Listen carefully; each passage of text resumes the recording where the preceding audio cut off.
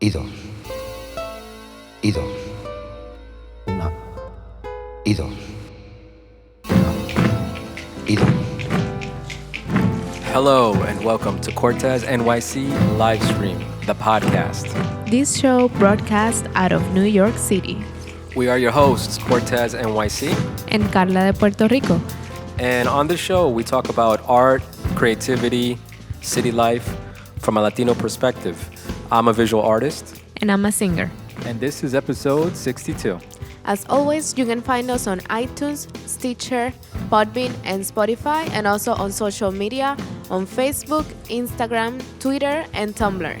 And as always, don't forget my online store where you can find original art, you can find stickers, you can find posters, and you can find graffiti pins. My online store is cortesnyc.bigcartel.com. Go log in and support your favorite artist.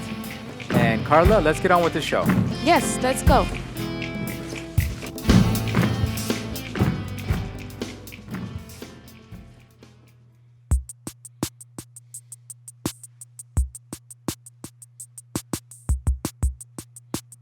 I guess we're back. Yeah, we're back. Oh, yeah.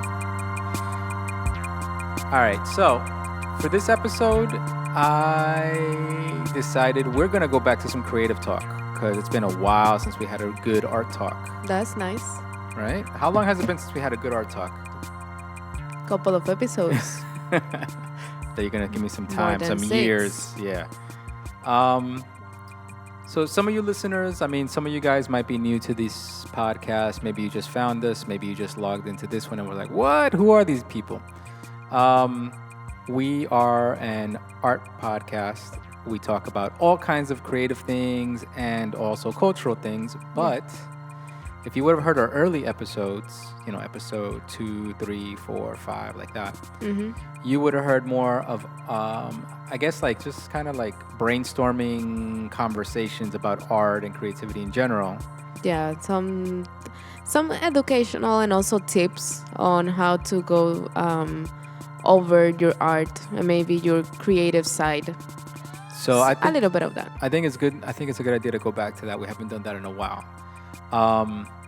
And there's a few things in our life, in our personal life, that kind of inspired this conversation. I think the topic for this episode is going to be, who are you? How you like that one? Who are you? That's a broad question. Oh, I like broad. We're going to go back to the broad. We're going to explore in this one. All right. This episode, we're going to explore some topics, some deep, dark topics you guys don't want to talk about. Oh, wow. So the question is, who are you as an artist? How do you open up your creativity? How do you open up your identity? Why are you even an artist? Let's explore a little bit. How do you find your inner artist? Who are you?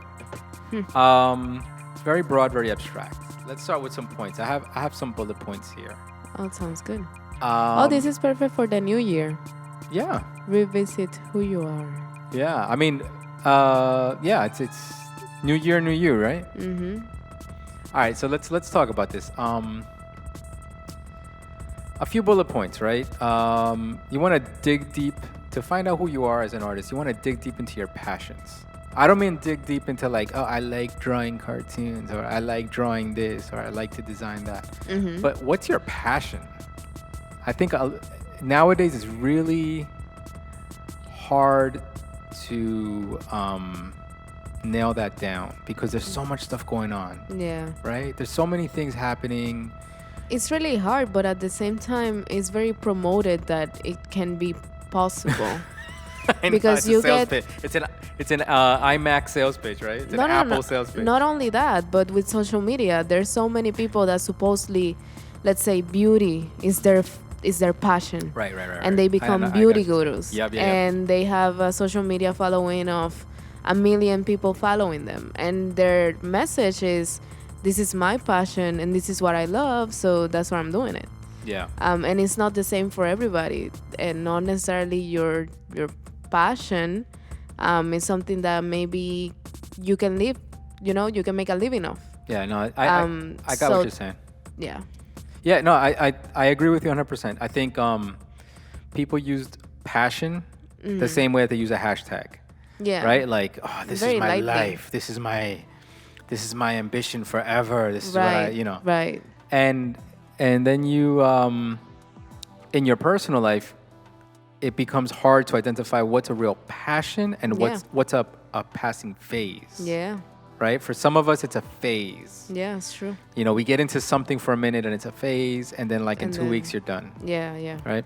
So for me, I like this bullet point, the bullet point of dig deep into your passion. How do you find what is a real passion? What is Right, something that right. you can't live without? What wakes you up in the middle of the night? What gets you up in the morning? Have you ever found yourself as an artist getting up in the morning to do something, whether it's a sketch, or if it's music, or if it's writing, or if it's, I don't know, how many other things could we think of, right? But something that is a creative outlet for you. Mm-hmm. Have you ever found yourself waking up in the morning and saying like, holy shit, I just woke up, I haven't even taken a shower or brushed my teeth, but I had a cup of coffee and I'm doing this thing that I like to do. That's a passion. That could be confused with work because sometimes we have to get up to do work. Yeah. But if you woke up in the morning and you're doing it, probably it's a passion. If you're still doing it by the afternoon, yeah, it could probably be a passion. If you're coming back in the middle of the night and still doing it, it's definitely a passion. Yeah. So I think time can kind of give you an idea, how much time you invest into it can give you an idea of what's a passion. I think also what you sacrifice for it. Do you sacrifice money? Mm-hmm. If you're sacrificing money for the thing that you're doing by investing in it or maybe passing up jobs or taking on other jobs to be able to fund this thing, then it is definitely a passion. Yeah. What about sacrificing other things? Time, money, maybe sacrificing other... Well, family time. Yeah. Going on maybe vacations or whatever. Yeah, I think we've discussed that before. Yeah. If you find yourself doing these things or coordinating your vacations to do these things, then you definitely know that that's a passion. So I think that's a good bullet point in finding who are you as an artist. Well, dig deep into your passions. Number 2, I would say, realize that everything takes creative energy, right? So everything that you do as an artist takes creative energy. If you realize that it takes creative energy, then you're going to realize that in order to find out who you are, if you're not using creative energy, if you're not exerting energy, it's not really your true you. In order for it to be a true identity of you, who are you as an artist, what's driving you, what's motivating you in this, let's use the theme of the new year, in this new year. Yeah. Then it has to be more than just words and posts and hashtags and It's the behind the scenes. yeah, it's the behind the scenes. You got to use energy. You have to put Yeah. energy into it. If you're not putting energy into it, then probably not real. Yeah. And energy, I mean actual physical energy. I don't just mean energy like, oh, I stayed up all night, blah, blah, blah. I mean energy like, your heart is racing, your blood is pumping while you're doing this thing. You're excited. Your hands are shaking because you're in it. You know what I mean? That's the energy that you need to get something accomplished. A lot of times I see artists that do things at a very calm pace, and that's good. I mean, you have to focus and zero in, but you can just tell that they're not in it. Their heart is not beating for this thing. You know what I mean? And that's something that you have to realize. So realize that everything takes creative energy, and identify that. That'll help identify you. Who the hell are you as an artist in this new year?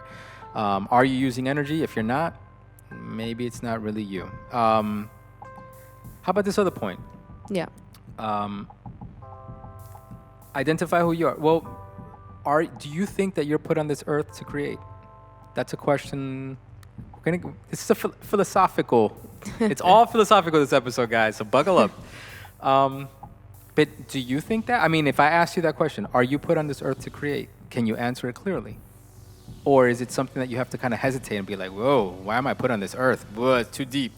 Honestly, artists don't think that way. Artists will clearly say yes. They'll answer it clearly. And if you can't answer yes, maybe you have to do a little soul searching. You have to do a little exploration, Right. So the question is, do you think you were put on this earth to create? Think about it. If you can't answer that clearly, then in this new year, make that a goal. Maybe you have to think about that and analyze it. And if your goal is to be that, then find that drive. What is preventing you from acknowledging your purpose? You know what I mean? Mm-hmm. I'll tell you the truth. 9 times out of 10, an artist will tell me yes. And those people that hesitate, I can already tell they're just not part of that bunch. So I think the right answer is yes. And then I would say fake it till you make it. No, but you have to know that if you're an artist, you were put on this earth to create. There's so many people on this planet doing so many things, wasting so much time or doing other things that maybe you don't find that pertains to you. Mm-hmm. So as an artist, if you're listening to me and you're listening to my voice right now, as an artist out there, realize it. If it's in your head, if that question didn't seem foreign, then you're driven. Then be a part of it. Then that's who you are. You are an artist, all right? So you were put on this earth to create. Number 3, let's go. Or 4, I don't know what number I'm up to. 4. Number 4. Realize that as an artist, you're put on this earth to create motion. To put something in motion. Okay? That's if you think that you're an artist but you're actually not moving anything forward, then you're not creating, you're not being an artist. To be an artist, you have to put things in motion. I mean, make a piece of art. Yeah. Paint something, right? Well, you put paint in motion. You painted something, right? There's no painting if you didn't move a brush. There's no painting. True. There's no art if you didn't splash color. True. There's no art if you didn't sketch that thing, move that pencil, whatever it is that you're doing, right? There's no art. You can't make an omelet without cracking an egg. Right. Don't be afraid to crack an egg. You have to crack some eggs. You have to you have to move something. You have to put something in motion. You have to, art doesn't happen by being still. Yeah. Right? Art happens, creativity happens because you moved something. You made something move. And that's something that I think a lot of us overlook because we spend hours sometimes on our phones. Yeah. Just looking at our phones. True. And we don't realize that all that time that we were looking at the phones and just kind of like swerving through the phones, swerving through things, nothing got moved. Yeah. The only thing that moved was your phone. Yeah. An app. Yeah. I've realized that through the last part of last year and the beginning of this year, which has been like 6 days, but I realized that there's a lot of time that we spend in our phones that is really wasted. Yeah, I'm not singling you out And or you. I'm just saying in general, all of us. I mean, it's a rule of life. Social media becomes our method to communicate with our families if you're far away, for example. Yeah. With our friends. So it's like our method to keep up with and keep on with everyone. So I've realized that, and for this year, I'm trying to get more into technical stuff relating to singing and music, and trying to leave behind a little bit of my phone habits and being on my phone. But it is hard because you're so used to it. And at this point, it's everyone. It's not just you or me or, it's like you said, it's not singling anybody out, but it is true that you have to take some time to think about what are you doing with your time. Well, and that you don't have, like, you can spend a lot of hours making art, but if you are just starting, maybe you can use a little bit of your time to make art, and then until you feel comfortable to, doing it for hours and hours a day. Well, I mean, I think my point about putting things in motion, Yeah. right? If you're an artist, you have to put things in motion. Mm-hmm. I think my point about that is that you, even if it's not your phone, Yeah. but if you spend too much time as an artist talking about what you're going to do instead of doing it, Yeah. or thinking and thinking and thinking about what you're going to do instead of just doing it, Yeah. Yeah. then you're not doing the right thing. Yeah, it's true. You have to be in motion. Something has to be set in motion as an artist. You can plot a little bit and plan a little bit, but you can still plot and plan while you do.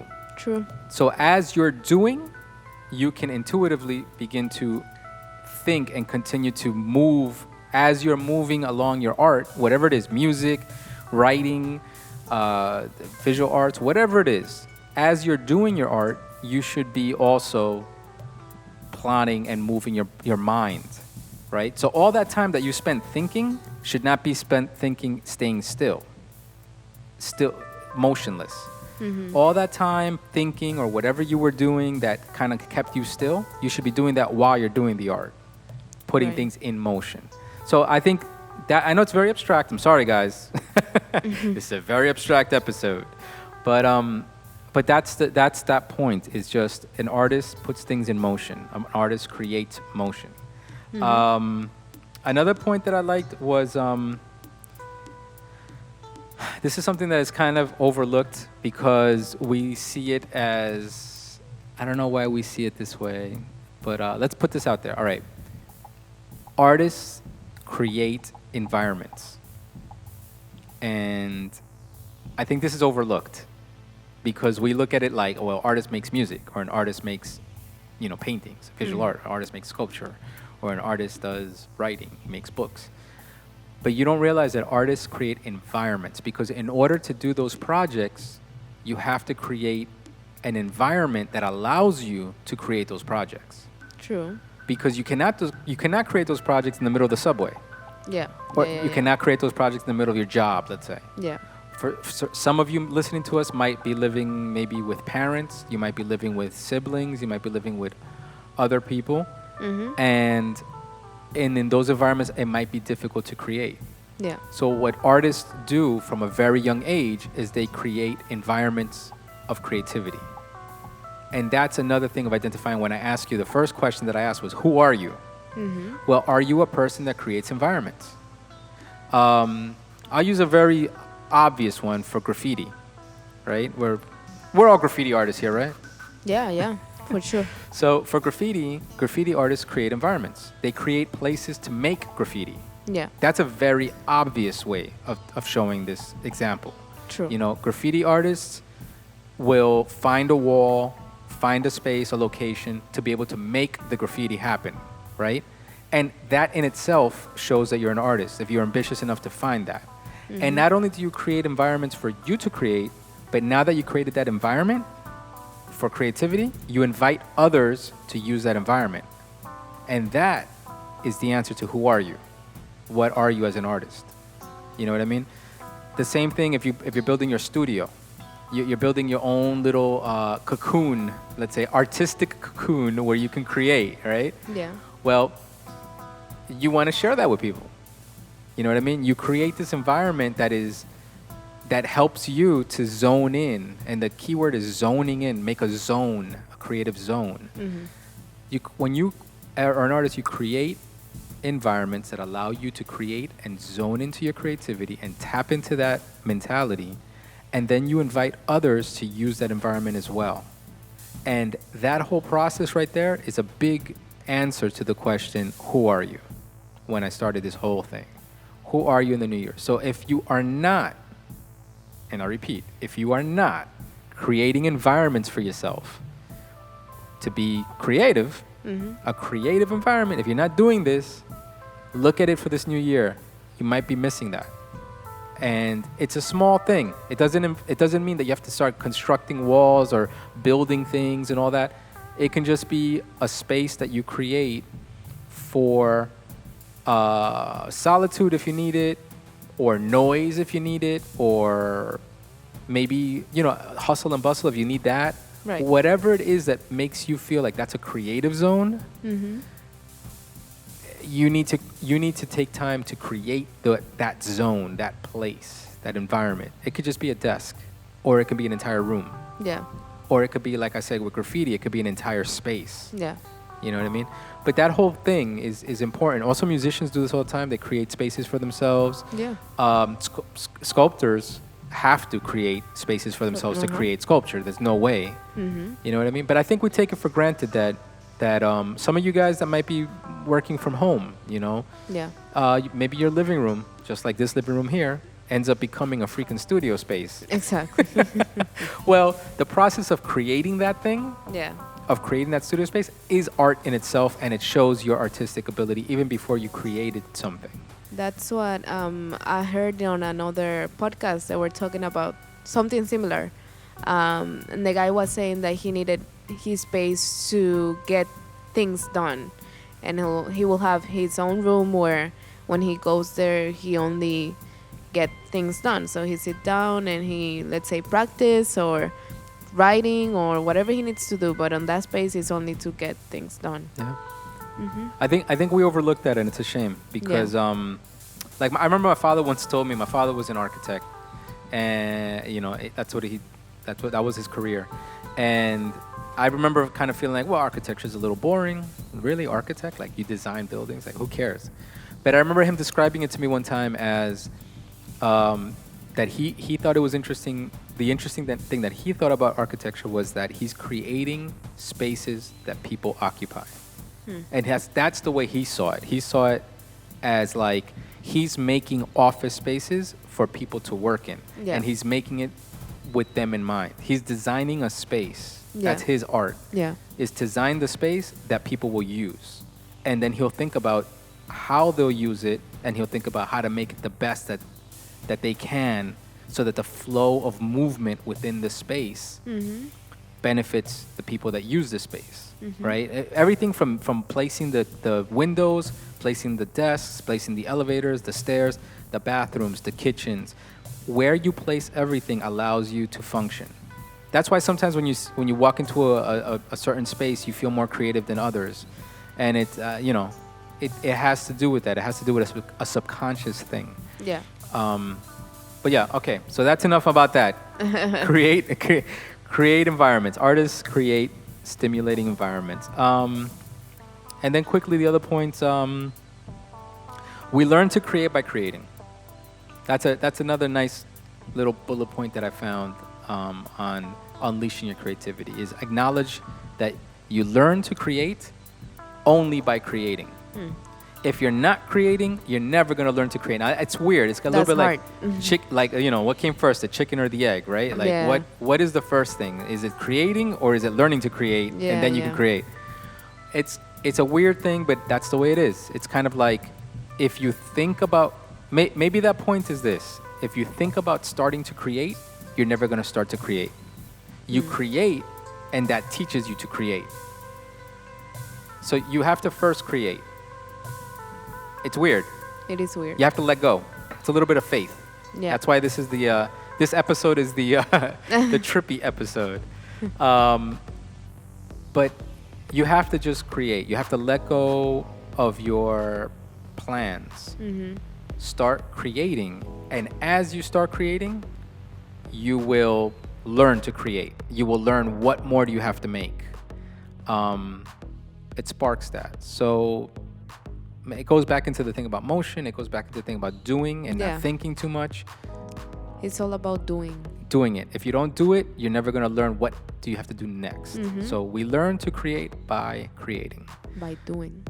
All right. And another point, and I think this was the biggest one, and it was weird that I found this on a few lists out there on different blogs and stuff, but and it sounds very hippie, so get ready. We're gonna get very hippie right now.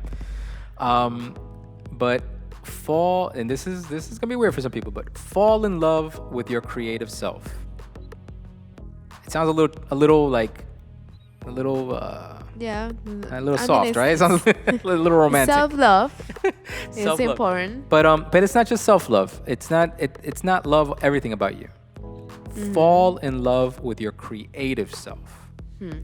So we all have different parts of ourselves, right? That's the way. This is the way I'm interpreting it. I'm interpreting it like, I have different sides to my personality, right? Yeah. And some of those parts are parts that I need to survive. Yeah. Some of those parts are a little more harsh. Some of them are a little colder. Some Yeah. of them are a little more abrasive. Some sides of my personality are a little more analytical. They're more technical. They're more social. They're more political. Some sides of my personality are more business. Other sides are more family oriented. It's other side. There's other very different aspects of my personality. Variation depending on. But the side of me that is creative, fall in love with your creative side. Let that be the side of you that you actually fall in love with. Don't be afraid of the word love. And I know that it's a little weird, but don't be afraid of it. If you don't love your creative side, you'll never love your art. If you don't love your art, you're probably going to stop making art.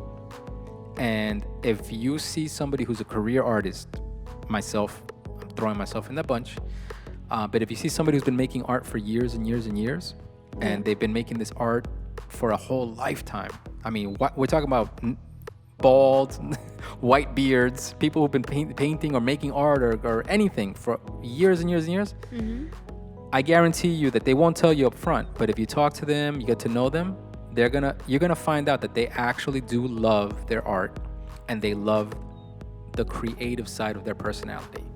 And you'll see it. They might not say it out, it sounds weird to say it out loud. Yeah. But you will. They will show it. They will show it. You will identify like, holy shit, this guy really loves making art. This guy really loves being an artist. And if you don't have that, that's going to be a tough challenge for you to overcome. So I think that's one of the biggest ones. Everybody shared that same bullet point on these lists. I think it's a great one. So in this new year, Carla, what's the goal? Fall in love with your creative self. La tenías que cagar, Carla, por favor. We had a perfect ending and you had to ruin it. Fall in love with your creative self. All right.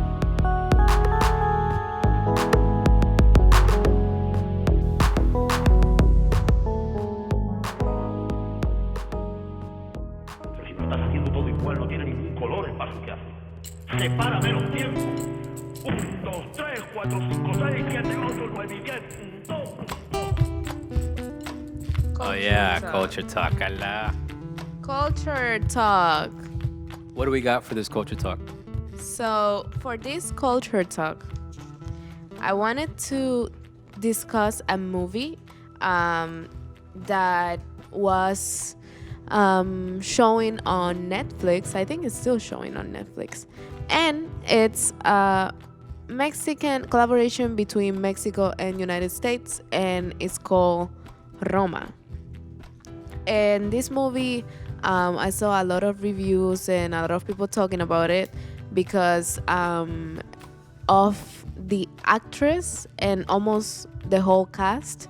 They're not well known, but the main actress, which is her name is Yalitza Aparicio.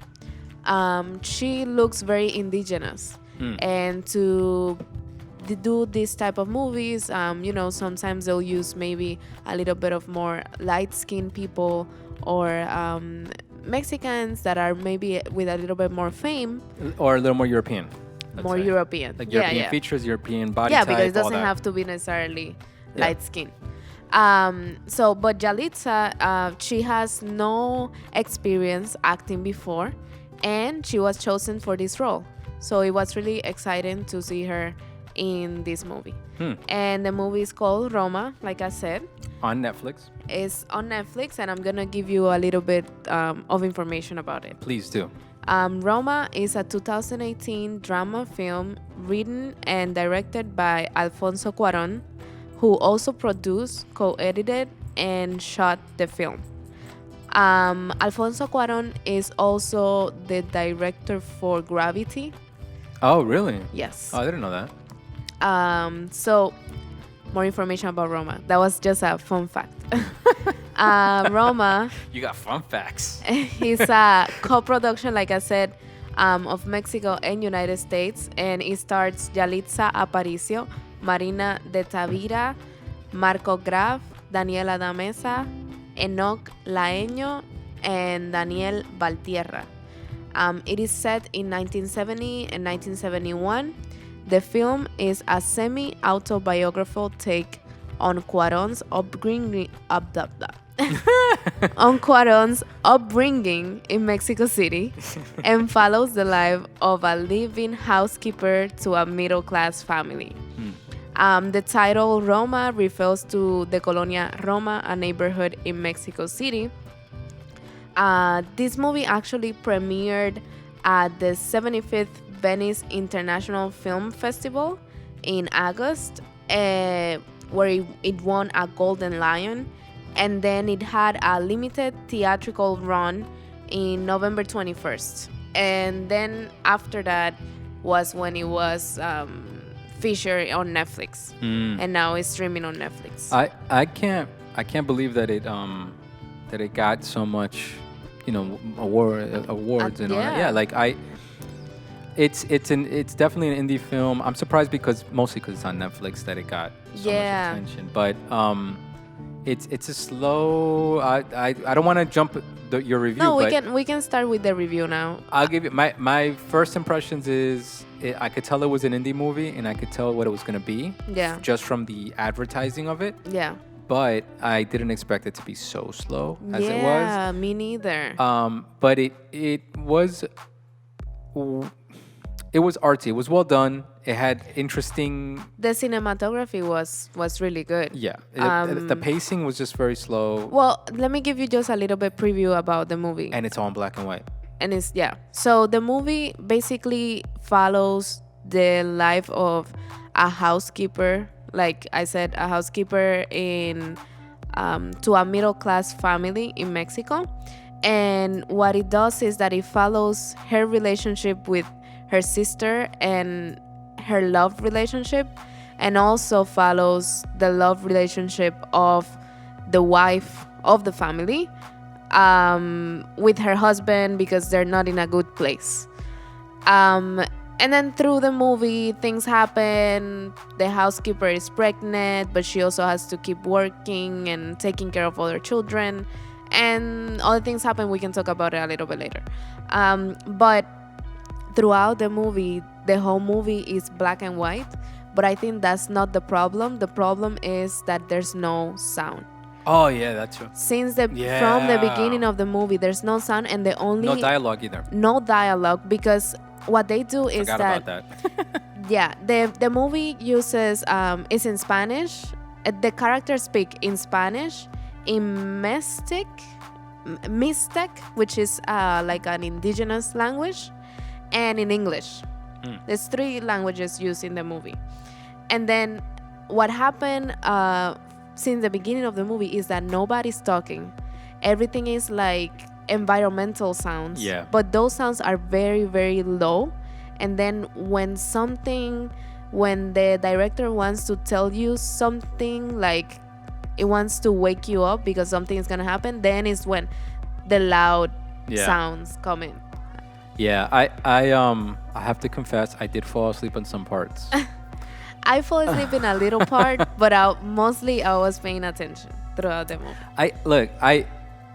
It's hard. It's a hard movie to watch because usually, actually, I do fall asleep in movies. No, but we saw a movie similar to this, and it was about, I think it was about indigenous people. We saw it in a theater. With your cousin.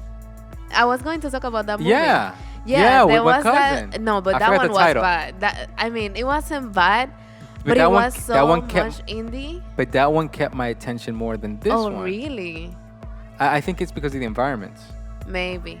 Because that one was more like in the jungle and this and the other, while this one was kind of like just in somebody's home and then somebody else's home, and I'm just watching, somebody just doing chores, and I'm like, I'm gonna pass out. I'm gonna pass out. Yeah, because the thing is that he goes so much into detail of every single movement she's doing. She takes the clothing. She starts to move the clothing, like to clean it. Then she put water. Then, so like every little step, it takes a long time. And because there's no sound, and because there's nothing else going on, Well- you're like, oh my god. Well, I mean, and that's the thing. You expect that when you come into a movie like this. Mm-hmm. Like, you know, when you see it, the ads, and then you see it on Netflix, and then you see people saying, you know, whatever, awarded, whatever indie, whatever movie of the whatever award. You know what you're getting into. You know it's going to be a little quiet indie movie, but not that quiet. Yeah, but Like, not that it's- quiet. damn. Because on the trailer on Netflix, it seemed like a drama, a good drama, Right. but not that slow. Yeah. I don't know. Well, Yeah. Tell me more fun that's facts, please. something. Like I said, the cinematography is really good. Even though it's black and white, you can really see the details of the location, the time frame that they were trying to create, the 1970s environment. They do have kind of like a plot twist through the movie, because the housekeeper, she gets pregnant by her boyfriend at the time, but then yeah. he leaves, and he's telling her that he's training and he's doing martial arts. And then an incident happened where they were killing students that were protesting, and the group of guys that they hired to kill these students were her boyfriend was part of that group. So basically they were training them to go against students that were basically protesting for social rights and stuff like that. Yeah. And well, spoiler alert, whatever. Wait, okay, already. spoilers for everybody. Spoilers. She's pregnant, right? And she's gonna have the baby, and when she goes to the hospital, the baby is born dead. Which was a really weird downer for a movie that was already down. Like, Yeah. the movie was already slowing down, and then that happens, and you're like, oh my God. Yeah. Where's this movie going? And they took their time when she's giving birth. Yeah. That I remember. Yeah. And it was super detailed. Well, like the whole movie, but this part where it's so sad and it's so dramatic. They lingered on the scene, lingered longer than it had They to. take their time, and Yeah. it's like, oh my God, you really feel it. That scene is actually a good scene. So I really wanted to like it. Yeah, When we went I into know. the movie, I was really into the idea and the concept of the actress, and you know, showing a different type of actress, you know, and representing the indigenous, you know, culture, you know, a little bit more in that, and how it's in society.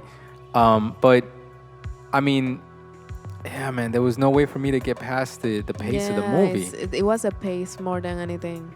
Yeah. And then at the end, and there were weird things happening also. So the family that she was taking care of, there were 3 children, the family. Oh, and yeah. the little one always used to like say that he was some kind of that someone ¿cómo fue que como que He was like a reincarnation. or something. reincarnation of something. Yeah. Oh, I used to be a sailor, and yes, and I was here 100 years ago, but nothing really happened after that. So those little details that you think, oh, it's because he's saying that because something's gonna happen in the story and something's gonna change. No, it's like, oh, I'm just here to say that I my body gets reincarnated every time I go to sleep, and then that's it. Yeah, that was another thing. Is it a magical realism thing? I think it's part of that genre. Yeah, that. But was it really? I mean, for me, it wasn't, because usually, like I said, when you have those type of like metaphors or comparison or ideas, it's Yeah. because something is gonna happen in the real story that you're following Right. that had to do with that magical thing that he said. Right. But nothing really happened until the end, where they almost. So they're in the beach and Spoilers. More spoilers. I'm sorry, but Yeah, you're telling they're us. in the beach. Oh, and the little bit of movie that there is. Exactly, you're I'm telling spoiling you it. the important part. Well, whatever. They're in the beach, and the kids are in the water, but you can see, it doesn't matter if it's black and white. You can see that the water is pretty strong, Right. and that nobody should be in the water at that time. Right. And the kids are in the water. The housekeeper is in by the sand with the other kid. Two of the kids are in the water. She's telling them, don't go too far, don't go too far. But of course, they go too far. So then she starts to run to try to catch them. And that scene also is super long, and you think that they're all gonna die. And this is after her baby died. So she's gonna feel even more guilty because she's like, oh my God, I lost my baby, and now I'm gonna, these kids are gonna die on me. Where's my baby? So then she went and she rescued them. And I think that was the only connection that could have made between what the little kid was saying and the incident, because he did say that he was a sailor or a captain or something like that. I was like, well, it's related to water, maybe. I guess I would like. I think at that point I really tuned out. Yeah, I don't think. And I was like, no. I really don't care whether he was reincarnated. Yeah. If he was a sailor, Popeye himself, I don't care who he was. And then at the end, like, everybody loved Cleo. Cleo was the name of the housekeeper, but whatever. What? Yeah, because I was going to say that another thing through the movie is that the relationship between the wife, which is her boss, yes, and her is weird because it seems like the boss care about Cleo, but at the same time not really. Right. Yes, I did notice that. She is a little bit like when things are going wrong in her family, she will take things against Cleo. Right. And then, but when Cleo told her that she was pregnant, she took care of her, and I actually thought that she was going to take her to the hospital to get an abortion. And the boss, the wife, was going to take her to the doctor to get an abortion. But she actually took care of her, and for her it mattered that she was okay. And then at the end, what happened is that the wife is alone because the husband went away, whatever, and Cleo stays with the family and keeps taking care of them. All right, so two things with the little time we have left here. Number one, is it a soap opera? Yeah. Is it the slowest soap opera have you ever seen? Yeah, definitely. I think that's another thing, because I was expecting maybe a soap, like not the novelas, regular novelas, whatever. You were expecting more soap opera, and you got an artsy soap opera. Exactly, yes. Because it had the elements, the pregnancy and this and that and the other, of a soap opera, but it didn't. Not the pacing, not the timing. No. So another thing I was going to say is that we're recording this on a Monday, but yesterday was the Golden Globes. Yes. And Roma won Best Director of a Motion Picture, where Alfonso Cuarón won for Roma, and also won the Best Foreign Language Film. So that's good. It's great. So one thing that I was going to point out is I was going to ask you more. I was more going to ask you a question. Oh. Can you and then I'll make my point, but can you imagine this actress, the main actress, making other movies and becoming a popular actress? That's what I don't know, because now she's getting a lot of attention. She got the cover and an article in Vogue Mexico, so she's getting a lot of media attention, stuff like that. But I don't know if maybe she could. I mean, she totally could. Was she really an amazing actress? We didn't hear her really barely talk. Yeah, she didn't talk. I think her emotions were good, but I don't think that they would use her to create different characters. I think that if she works in any other movie again, it's gonna be the same character. So this was gonna be my other point I was gonna make, is there's an ongoing trend in not just Hollywood. I mean, this has been going on for years, but you take people that are not actors. Yeah, like This has been going on for years, for decades. You find actors that are just actually living the life that you're trying to depict. Yeah. And then you put them in your movie. Yeah. And you make them into actors. Yeah. And then you make your movie, you get a lot of attention, and you get a lot of notoriety for this novelty that you put real local people Right. from whatever culture it might be, because it's been done for Indian culture, for Yeah. Latino culture, for indigenous cultures, for many different cultures, Asian cultures as well. So once you find these non-actors and you turn them into actors, put them in your movie, and then after that, that's it. Yeah. And they go back to regular life. Yeah. And after getting all this attention and all this publicity and all this like sometimes it can end up being negative for them because they're getting too much attention, and now they have to go back to regular living, and regular living for some of these people is not easy, Yeah. and it sometimes has backfired on these people. Yeah. How do you feel about this? Do you think that this is... I know what they were trying to do with this actress, but when I see this movie, and at the end of this movie, I'm like, I don't see this girl doing anything else. Yeah, I know. And I mean, she's just being used for this. Yeah. For the hype.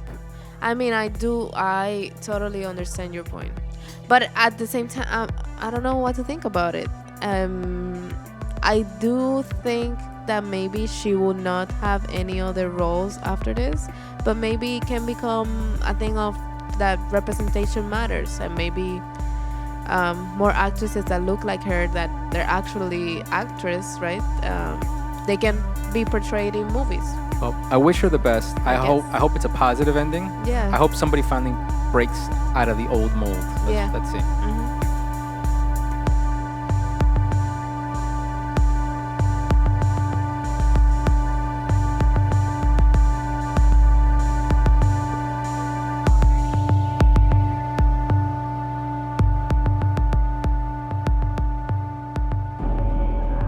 You wanted me to teach you, right? This is street reality. Hablando español, Carla. I hope you have some Spanish words for me because I'm feeling like I'm lacking some Spanish words. Oh. So do you have some Spanish words for me? Yes, sure. What do you have? How do you say? Yes. Who are you? Oh shit. See, right out the gate, you're hitting me with my first words, huh? Yeah, of course.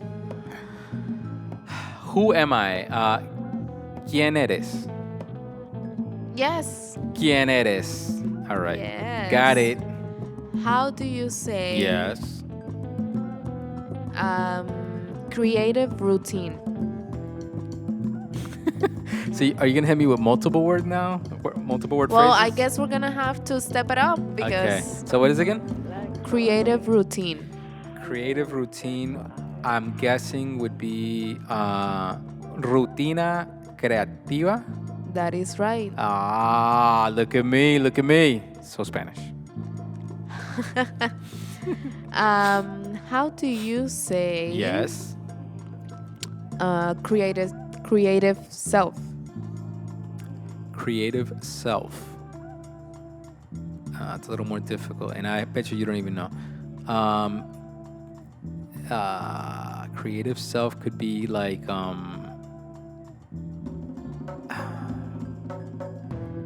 don't know.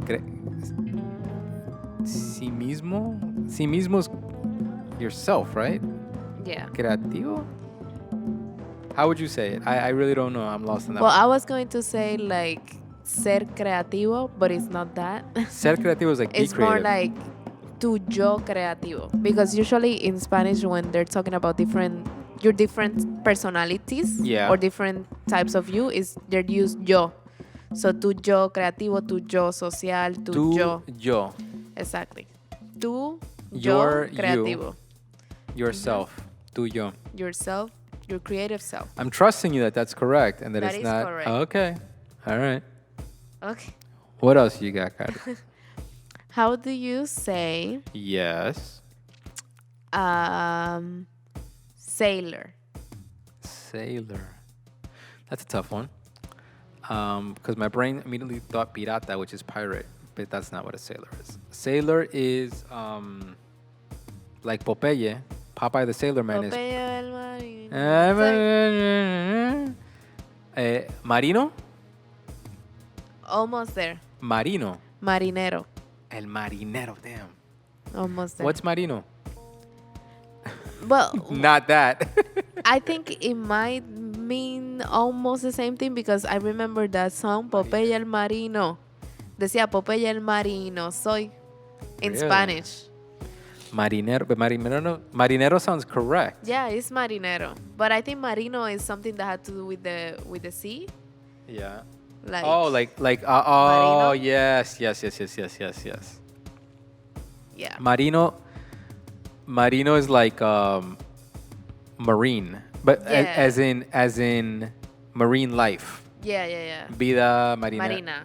Marina, right? Mhm. Like something that has to do with the ocean. Yeah. So marino Yeah. has to do with the ocean, but marinero is the person, Yeah. the sailor. Yeah. Es el marinero. Yeah.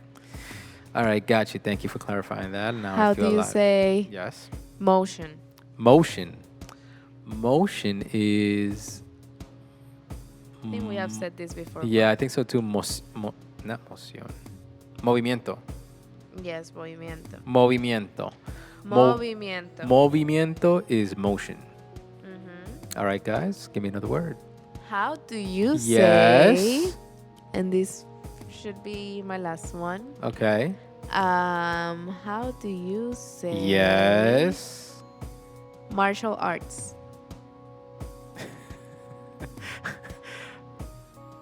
Spoilers to the movie that we just saw, that we were just talking about, Roma. Yes. There is a hilarious scene, and I think this is what people are gonna remember of that movie. Besides besides the birth scene and besides the mopping in the beginning of the movie, there is a scene where the guy that is her lover Oh yes, right. does martial arts naked, Naked. Yeah. and I don't think I've ever seen that anywhere else. And I applaud movies, and this is one point that I will applaud this movie for.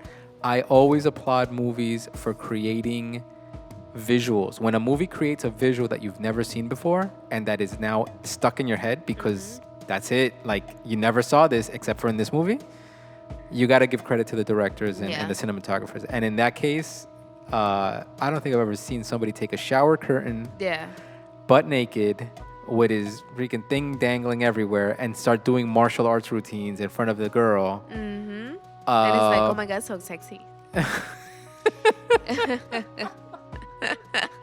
With his, Con sus with his nalguitas. fucking cock flapping Y everywhere. también, porque Like, también se veía. Lo grabaron por frente y por detrás. yeah.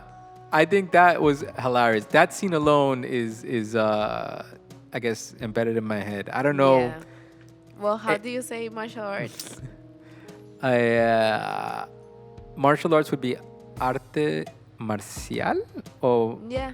combativo. Artes marciales. Marciales? Marciales. It sounds like Martians though. I know. Artes marciales. Okay. Yes. Artes marciales. Yes. All right, I got a couple of quick ones for you Oh, okay, and go before we ahead. get out of here. Ready? Yeah. How do you say to mop? To map. Mop. To mop the floor. To mop. Yeah. Mapear. Nope. Trapear. Mapear. Trapear, Carla, y tú lo sabes. Es trapear. Ah. How do you say, in the beginning of the movie, they were comparing the mopping of the floor with the water to the oceans of the, Oh, you're right. Yeah. to the waves of the Yeah. ocean. How do you say waves? Hola. Hola, ¿cómo estás? No, like hola. Oh, like olas. Olas. There you go. And that's it. That's it. Oh my god. All right, another episode in the bag. Yes, that's right. All wrapped up nice and tight. That is really nice. It's not Christmas anymore, so it's not wrapped up it's all wrapped up like an old year. How about that? Well, soon it's gonna be like a Valentine's Day gift. Oh, yeah. Actually, we should talk about Valentine's. Yeah. Next should talk episode, maybe we about should start Valentine's thinking Day. about that. Or in the next couple episodes, we'll think Yeah, about it. we have time. All right, guys. And my 26th birthday. I hope you guys, I hope you guys are enjoying the beginning of this new year, getting back into the groove. Make the most of it.